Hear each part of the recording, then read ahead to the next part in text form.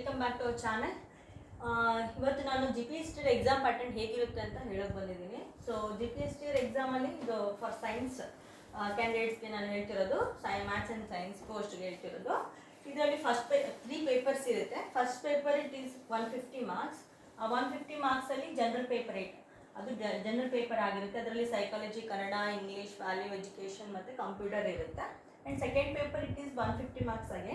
ಇದರಲ್ಲಿ 50 marks MCQ ಇರುತ್ತೆ, all PCMB subject ಇರುತ್ತೆ, ಮತ್ತು 100 ಮಾರ್ಕ್ಸಿಗೆ ಡಿಸ್ಕ್ರಿಪ್ಟಿವ್ ಇರುತ್ತೆ. ಇದು ವೆರಿ ಇಂಪಾರ್ಟೆಂಟ್, ಇದು ಬರೆಯೋದಿರುತ್ತಲ್ಲ, ಇದು ಭಾಳ ಇಂಪಾರ್ಟೆಂಟು.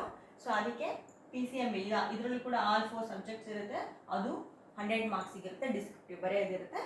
ಆಮೇಲೆ ಥರ್ಡ್ ಪೇಪರ್ ಇಟ್ ಈಸ್ ಕನ್ನಡಗೆ ಎಷ್ಟು ಮತ್ತೆ 100 ಮಾರ್ಕ್ಸ್ ಇರುತ್ತೆ. ಸೊ ಅದರಲ್ಲಿ ನೋಡ್ರಿ ಎಲಿಜಿಬಿಲಿಟಿ 60 ಮಾರ್ಕ್ಸ್, ಇವಾಗ 50 ಅಂತ ಹೇಳ್ತಿದ್ದಾರೆ. ಸೊ 50 or 60 ಮಾರ್ಕ್ಸ್ಗೆ ನೀವು ಕನ್ನಡ ಎಕ್ಸಾಮಿಂದ ಪಾಸ್ ಆಗಲೇಬೇಕು. ಆ್ಯಂಡ್ ಸೆಕೆಂಡ್ ಪೇಪರ್ ಇದು ಕೂಡ ನೀವು ಕಟ್ ಆಫ್ ಎಷ್ಟು ಇರುತ್ತೆ, 68 ಇರುತ್ತೆ. ನೀವು ಬೈ ಹುಕ್ ಆರ್ ಕ್ರೂಕ್ ನೀವು 68 ಮಾರ್ಕ್ಸ್ ತೆಗಿಲೇಬೇಕಾಗಿರುತ್ತೆ. ಇದು ಭಾಳ ಇಂಪಾರ್ಟೆಂಟು ಸೆಕೆಂಡ್ ಪೇಪರ್ ಮಾತ್ರ.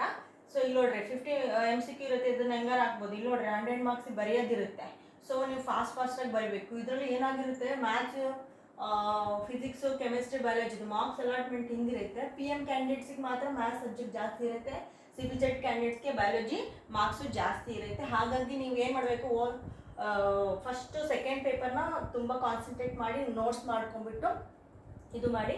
ಇಲ್ಲಿ ಮ್ಯಾಥ್ಸ್ ನೋಡೋದಿದ್ರೆ ಫಸ್ಟ್ ಎಕ್ಸಾಮ್ ಹೇಗೆ ಬರೀತೀರಾ ಅಂದರೆ ಓದ್ ತಕ್ಷಣ ಮ್ಯಾಥ್ಸ್ ಬಿಡಿಸೋ ಆಗಿಲ್ಲ. ನೀವು ಮ್ಯಾಥ್ಸ್ ಟಚ್ ಮಾಡೋಕೆ ಹೋಗ್ಬೇಡ್ರಿ. ಇವೆಲ್ಲ ಆದಮೇಲೆ ಮ್ಯಾಥ್ಸಿಗೆ ಹೋಗ್ರಿ. ಯಾಕಂದ್ರೆ ನೀವು ಮ್ಯಾಥ್ಸ್ ಮಾಡ್ಕೊಂಡು ಕುಂತ್ರೆ ಬರೀ ಮ್ಯಾಥ್ಸೇ ಆಗುತ್ತೆ, ನಮಗೆ ಭಾಳ ಟೈಮ್ ಇರೋದಿಲ್ಲ. ಹಾಗಾಗಿ ಫಸ್ಟ್ ಏನು ಮಾಡಿರಿ, ಈ 3 ಸಬ್ಜೆಕ್ಟು ಇರುತ್ತಲ್ಲ ಇದನ್ನು ಬಿಡಿಸ್ಬಿಟ್ಟು ಆಮೇಲೆ ಮ್ಯಾಥ್ಸಿಗೆ ಹೋಗ್ರಿ. ಈ ಮ್ಯಾಥ್ಸಲ್ಲಿ ಒಂದು ಪ್ರಾಬ್ಲಮಲ್ಲಿ ಎಲ್ಲಾದರೂ ಸ್ಟಕ್ ಆಗಿಬಿಟ್ರೆ ಮುಗೀತು, ಅದು ಬರೋದಿಲ್ಲ. ಹಾಗಾಗಿ ನೀವು 3 ಸಬ್ಜೆಕ್ಟ್ ಆದಮೇಲೆ ಮ್ಯಾಥ್ಸಿಗೆ ಹೋಗ್ರಿ. ಇದೇನಪ್ಪ ಬಯಾಲಜಿ 13 ಮಾರ್ಕ್ಸ್ ಇದೆ, ಇದನ್ನೇನು ಓದೋದು ಬೇಡ ನಾವು ಅಂತ ಅನ್ಕೋಬೇಡ್ರಿ. ಯಾಕಂದರೆ ಇದು ಇಂಪಾರ್ಟೆಂಟು. ಇದರಲ್ಲಿ ಮಾರ್ಕ್ಸ್ ಬರುತ್ತೋ ಇಲ್ಲೋ ಗೊತ್ತಿಲ್ಲ ನನಗೆ. ಸೊ ಇದರಲ್ಲಿ ಮಾತ್ರ ನೀವು ಇಷ್ಟು ಮಾರ್ಕ್ಸನ್ನು ನಾವು ತೆಗಿಬೋದು. ಇಷ್ಟು ಮಾರ್ಕ್ಸ್ ಕೂಡ ನಿಮಗೆ ಬರುತ್ತೆ. 48 ಆಗುತ್ತೆ.